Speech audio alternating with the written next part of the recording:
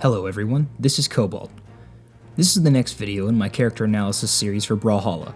Stick around till the end to hear about entering the giveaway to win community colors, emotes, weapon skins, sidekicks, avatars, or even the battle pass, and voting for the next legends. And if you want to skip all this and get straight into the information, there's a timestamp in the description, and don't forget to subscribe so you can keep up with the release of your favorite legend.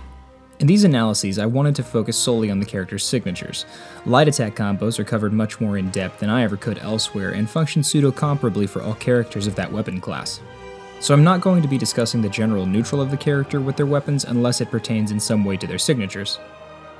Firstly, I want to give clear descriptions of the terminology I'll be using. Startup frames are the amount of frames that happen after a move has begun until the first hitbox of the move becomes active. Active frames are the duration of frames that the move contains hitboxes that can collide with your opponent. FAF, or First Actionable Frame, is the first frame available where your character is able to move again after the move has been started. For all of this data, I use the character's jump to display the first actionable frame. Lastly, On Miss refers to the move not connecting with an opponent, and On Hit refers to the move making contact with an opponent. I'm going to be doing my analysis today on the next voted in legend, Diana. Diana was a hunter of the supernatural for the Order of the Exalted Lion. She was a commander and drove the vampire population in Europe to near extinction. She was sent to Helheim by dark magic, fought off the dead for 11 days, and was eventually brought to Valhalla by a Valkyrie to fight there. Diana's weapons are blasters and bow. She's been a staple in the competitive meta for several years now and doesn't appear to be going anywhere anytime soon. She has a very well-rounded stat distribution, and her weapons lend credence towards a combo-heavy character that requires good spacing to be effective with. So, do her SIGs add to or detract from her kit? Well, let's find out. Let's start with her blasters. Blaster's side SIG has 20 frames of startup, active frames from 21 to 22, 24 to 27, and 29 to 33 with an FAF of 62. It functions the same on miss as it does on hit. Diana jumps forward, firing multiple shots from her blasters before going into a roll as she lands. Startup on this move is average, and it has a little bit of end lag, so it can be pretty punishable. The SIG definitely needs to be spaced well since Diana travels so far with it. It covers a lot of distance, but the hitboxes are rather small and specific, so space this well. But it can knock opponents out pretty early, so it's got its uses. Blaster's end SIG has 20 frames of startup, active frames from 21 to 33 with an FAF of 57. It functions the same on miss as it does on hit. Diana shoots an orb from her blaster into the air. It looks like a vial of holy water or something similar. It lingers in the air for a little while if she chooses to charge it before having a small explosion generating additional hitboxes. It has okay frame data, nothing great, just average.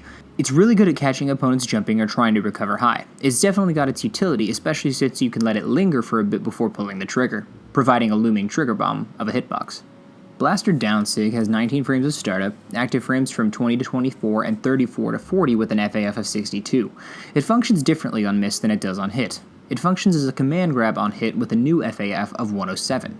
This move is insanely strong. It has average frame data and quite a bit of end lag, but if you hit this move near ledge, my god, your opponent is going to have a hard time returning to stage.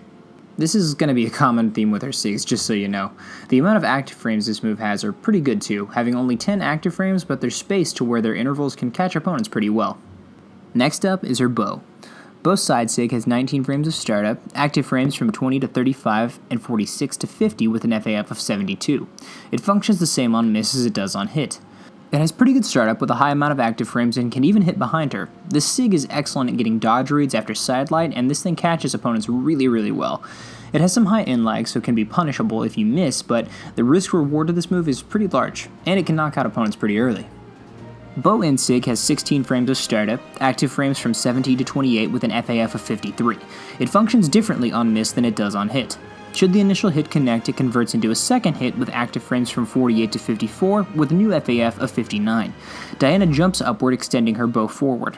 If this move makes contact with the opponent, Diana fires an arrow downward that sends the opponent soaring down with quite a bit of power. This move has pretty low startup and an okay FAF. It has good mobility and is good for catching jumping opponents, those trying to recover high or those trying to air dodge up or jump after sidelight.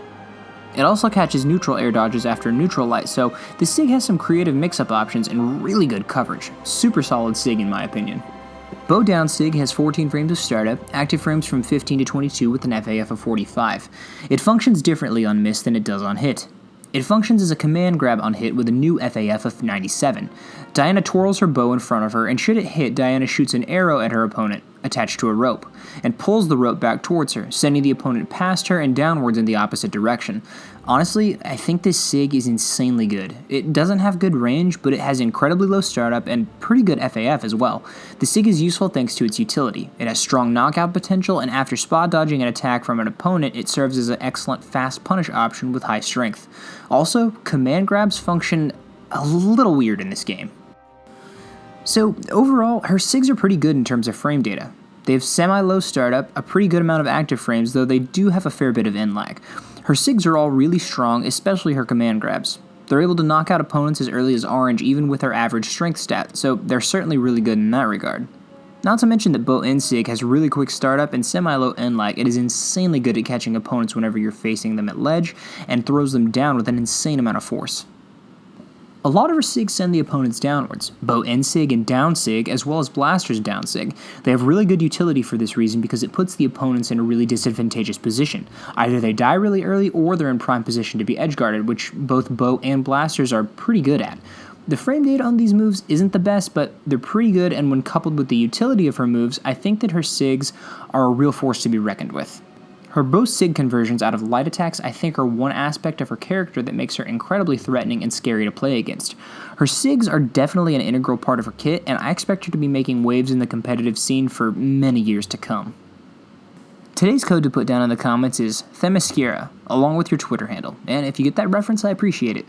Tune in tomorrow for coverage on the next highest voted legend for the week. Check the description for the poll to vote for next week's 5 legends. Tomorrow is the final video of the week, so I'll distribute the prizes to the winners, and the poll will be closed tomorrow evening, so be sure to get your votes in. I'll continue this once a day from Monday through Friday over the next 10 weeks until all 50 legends are covered. So thanks for joining me on this ride. Be sure to subscribe so you don't miss the release of your favorite legend, and hope to see you back for the next one.